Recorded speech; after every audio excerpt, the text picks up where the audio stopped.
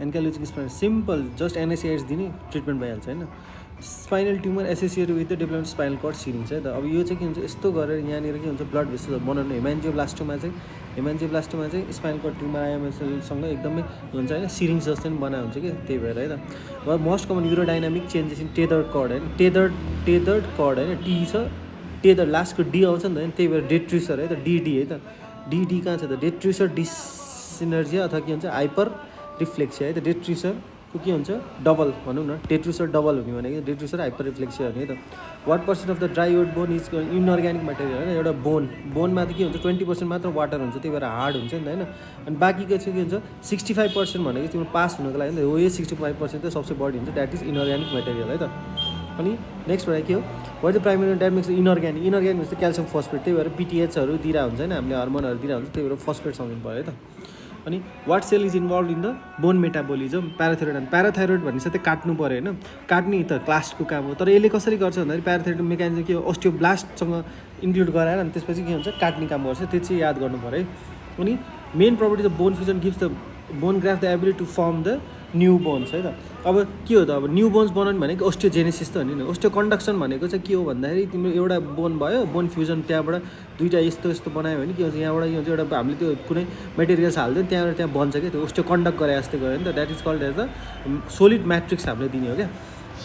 अनि osteoblastic precursors differentiate into the bone forming cells. अब यो चाहिँ के कुराले चाहिँ तिमीले के हुन्छ ओस्टियो प्रिकर्सर्सहरू एकदम एक्टिभेट गर्नु भने केही कुरा प्रिडक्टर इन्डक्सन जस्तै एउटा आगोले पोले जस्तै हो नि त होइन त्यही भएर द्याट इज ओस्टियो इन्डक्सन है त। युआर आस्क्ड वे सफर अब नी होइन नीको ठ्याक्क माथितिर के हुन्छ भन्ने कुरा हो होइन नीको ठ्याक्क माथितिर चाहिँ तिमीले कमन पेरिनल नर्भ हुन्छ क्या साइटिङ नर्भ आएर चाहिँ के हुन्छ कमन पेरिनल यो दिएको हुन्छ त्यही भएर कमन क्या नी इज भेरी कमन इन्जुरी क्या मेरो पनि खुट्टामा घाउ भइरहेको हुन्छ होइन त्यही भएर नी इज भेरी कमन है त। त्यसपछि अब यसमा चाहिँ के हुन्छ you're evaluated in foot drip छ होइन मोटर भाइकल एक्सिडेन्ट छ भनेपछि ल्यासरेसन यस्तो ल्यासरेसन ल्याएर चाहिँ भास्कुलर सर्जन त चाहिहाल्यो भास्कुलर सर्जन कन्सल्ट गरौँ है त। अनि most important factor when evaluate neurogen from suspected nerve injury suspected nerve injury छ भने त अब हाम्रो के हुन्छ भन्दाखेरि मेनली त ग्रेडिङ अफ मोटर डेफिसिट हुन्छ नि त होइन तर यो चाहिँ रङ है त यो यसमा चाहिँ के हुन्छ नर्भ कन्टिन्युटी प्रेजेन्ट छ कि छैन अब तिमीले मोस्ट इम्पोर्टेन्ट फ्याक्टर भनेको चाहिँ त्यो अनुसार तिमीले अब सिलाउने कि नसिलाउनेमा भर पर्छ है त। अब नेक्स्ट भनेको चाहिँ you're evaluating 30 year who has suffered a gunshot wound होइन कम्प्लिट फुट ड्रप भनेपछि त त्यो फुट ड्रप भनेपछि चाहिँ रेडियल नर्भ। अब यो कुनै पनि नर्भ इन्जुरी भयो भने के हुन्छ 3 विक्ससम्म लिनुपर्छ किनभने कुनै एउटा नर्भ इन्जुरी भयो भने सपोज टिस्यु ड्यामेज भएको त्यो पुरै ड्यामेज भएको छ भने हेर्नको लागि डिमार्केसन हुनको लागि चाहिँ के हुन्छ 3 विक्स लाग्छ कि त्यही भएर है। अनि what is required to diagnose the brain death अब ब्रेन डेथ डायग्नोज गर्नको लागि त तिम्रो भेरी सजिलो छ नि होइन मजाले न्युरोलोजिकल एक्जामिनेसन गर्नु पऱ्यो। अब ब्रेन डेथ गर्दाखेरि त पिएसटी ग्रेटर देन 60 चाहिन्छ होइन अनि बेस्ड अन द कर्टिक स्टेज केही काम छ र छैन नि नो चेन्ज इन मोर्टालिटी हो कि तर के हुन्छ हियरिङ चाहिँ इम्प्रुभ गर्नु भनेर इएनटीहरूले सधैँ आएर के हुन्छ कर्टिको स्टेरोइड हालिदिन्छ नि त होइन त्यही भयो।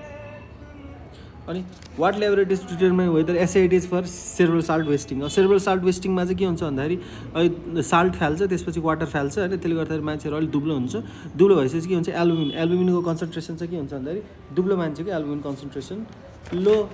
हुन्छ वाट डु यु थिङ्क होइन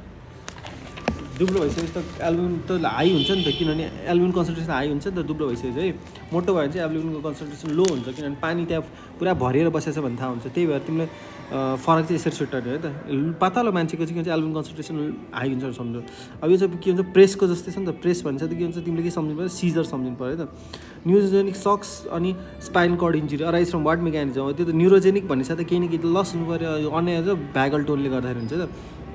डिफ्रेन्स न्युरोजेनिक एन्ड हेमोरेजिक सक हार्ट रेट त होइन मेनली हार्ट रेट ब्राडिकार्डिया हुन्छ न्युरोजेनिकमा है त।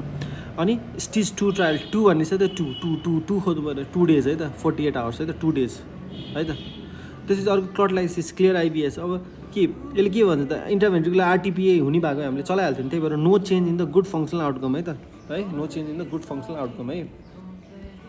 यसमा त बर्स्ट सप्रेसन छ केले गर्दाखेरि हुन्छ फेनोबारिटलले गर्दाखेरि what hypertension should not be use in the coin severe hypertension अब के आर्टेरियल भ्याजोडाइलेटर हो त अब हाइड्रोलाइजिन हामीले कहिले देखेको त छैन नि है हाइड्रोलाइजिन एस्मोल ओइल दिइरहेको हुन्छ है निकार्डेपिन लाइबिटोल दिइरहेको हुन्छ हाइड्रोलाइजिनले चाहिँ त्यो arterial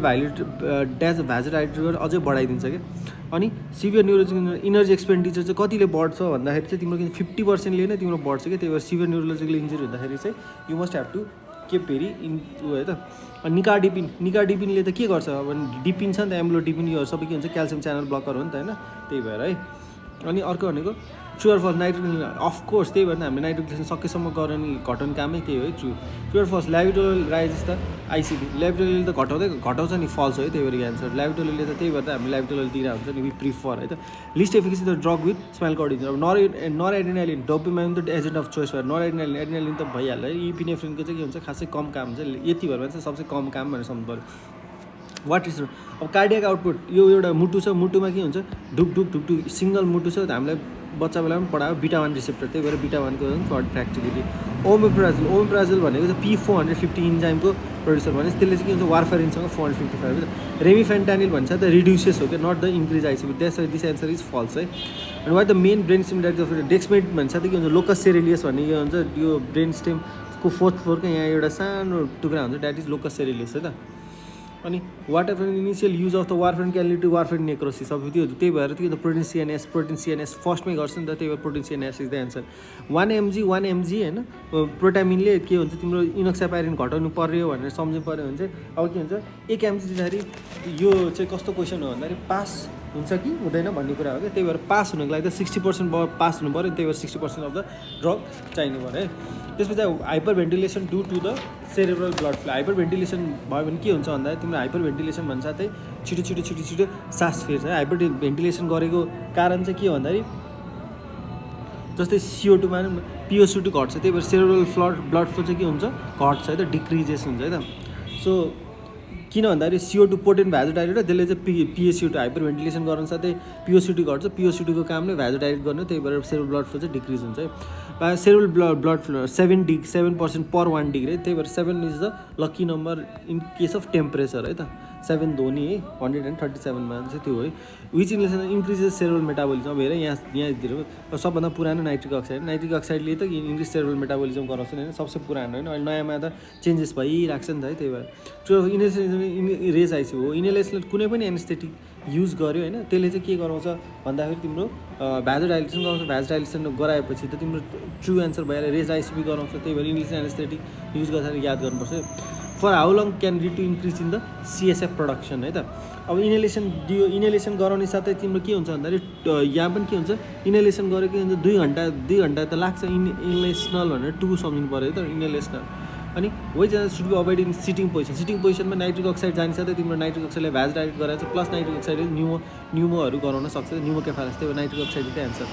which of the following is consider halogenated anaesthetic अब हेलोजिनेट नामैमा छ है त फ्लुरेन भनेको त तिम्रो हेलोजिन नै हो नि त त्यही भएर हेलोजिनेट एनेस्थेटिक है। How long should nitric distribution before dural close हामीलाई 10 मिनट अगाडि भन्नुहोस् है भनेर भनिरहेको हुन्छ नि त्यही भएर 10 मिनट चाहिँ। Which of the isoelectric is होइन while inducing the metabolic toxicity isoelectric भन्ने साथै के हुन्छ आइसोफ्लुरेन है त।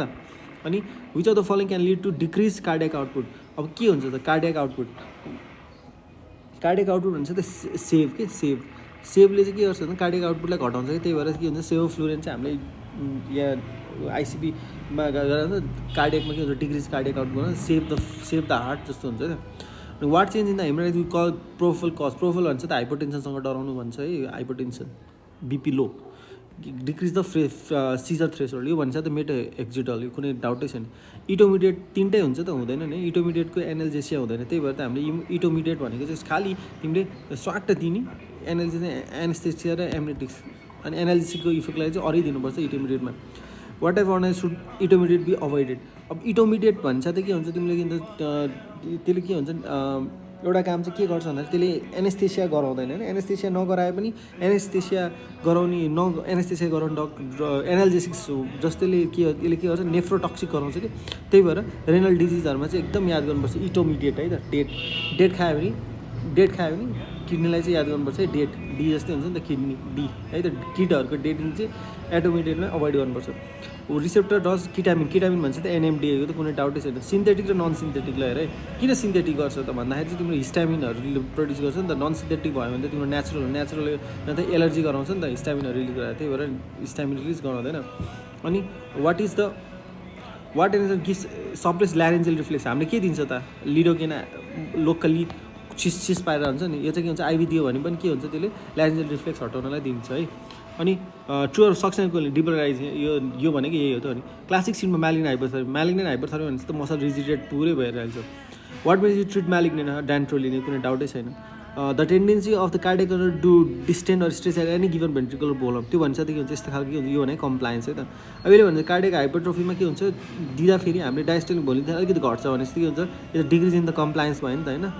त्यही त भन्नु खोज्दा डिक्रिज इन द कम्प्लायन्स है अनि what is the sum of the force that oppose the cardiac out भयो यो तिम्रो हार्ट भयो यहाँबाट जाने भने के भने कार्डियक आफ्टर लोड जाने त होइन यसले नै यहाँ जति छ त्यति नै त भने अपोज गर्ने द्याट इज दि कार्डियक भेन्ट्रिकुलर इम्टिङ कसले कम गर्छ भन्छ त्यसले त है एकोर्डिङ टु द पोइजलिज भनेपछि त आरको पावर 4 है त अनि 2 टाइम्सले बढ्छ भन्छ 2 को पावर 4 भनेको के हुन्छ 16 टाइम्स है त अनि 50% reduction in the haemoglobin bigger impact in the हो 50% हेमोग्लोबिनको चाहिँ के हुन्छ यस्तो 4वटा छ भने के हुन्छ ओ गरेर गर्छ होइन त्यही भएर 50% हुन्छ तर पिओटीले चाहिँ जम्मा एउटा मात्रै छ नि त्यही भएर 20% मात्रै इफेक्ट गर्छ त primary cause of the stress also of the gastric mucus and gastric acidity कहाँ न्युरोजेनिक अल्सरहरूमा त न्युरोजेनिक सब्सटेन्सहरू रिलिज गरेर गर्छ नि त्यही भएर दिस एन्सर इज फल्स है त अनि clinically silent gastric region are present in what purpose यो त सबमा हुन्छ त्यही भएर 90% सबैलाई स्ट्रेस प्रोफाइलाइसिस गर्नै पर्छ है त what true diagnosis peripheral blood flow भनेको त्यो मिन आर्टरी प्रेसर नाप्ने त हुने होइन है अनि by what will mean artery pressure भनेको त के हुन्छ diastolic plus 1/3 of pulse pressure है त यो त त्यो रट्टिकै छ total body fluid is the intravascular volume compartment है त अब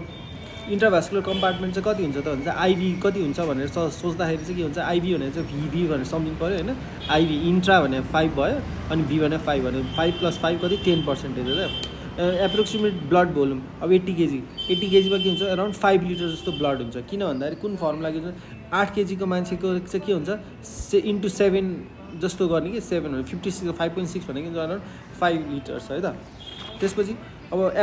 how much blood loss to accident resting tachycardia 80 केजीमा चाहिँ के हुन्छ भन्दा तिम्रो 750 ml जस्तो भयो किन भन्दाखेरि 80 केजीको मान्छेको चाहिँ 5 लिटर जस्तो ब्लड भयो होइन 5 लिटरको 15% भनेको चाहिँ अराउन्ड 75 ml 15-75 है त त्यही भएर what is often the first clinical यो त टाइकार्डिया कुनै डाउटै छैन है what would be the crystalloid through peripheral crystalloid र कोलोइड क्रिस्टलोइड दियो भने चाहिँ 20% छिर्छ है त 20% भयो कोलोइड दियो भने चाहिँ के हुन्छ 80% जान्छ है त अनि 80% जान्छ अनि सोडियम 0.9% मा किन 154 हुन्छ नि त होइन यो त हामीलाई थाहा भएकै कुरा हो नि त होइन तर के हुन्छ त्यस्तै गरेर रिङ्गर्स ल्याक्टेटमा चाहिँ कति हुन्छ भनेर सोध्यो भने चाहिँ द्याट इज 130 मात्रै हुन्छ है त 154 भर्सेस 134 है त 20% should be use for research त्यो भएको भए त हामीले सबैमा युज गरेर हुन्छ नि त्यही भएर फल्स हो है त हामीले चाहिँ युजली के प्रिफर गर्छ भने चाहिँ क्रिस्टलोइड किनभने यसले चाहिँ के हुन्छ प्लाज्मा भोल्युम एक्सपान्सनहरू बढाइदिन्छ नि त है त्यही भएर है अनि there is a measurable risk of viral transfer हुँदैन किन भन्दाखेरि कोलोइड भनेको तिम्रो के हुन्छ हिट हुन्छ कि हिट गरेर पठाएको हुन्छ कि नत्र भने त त्यतिकै दिनै मिल्दैन त्यही भएर दिस इज द फल्स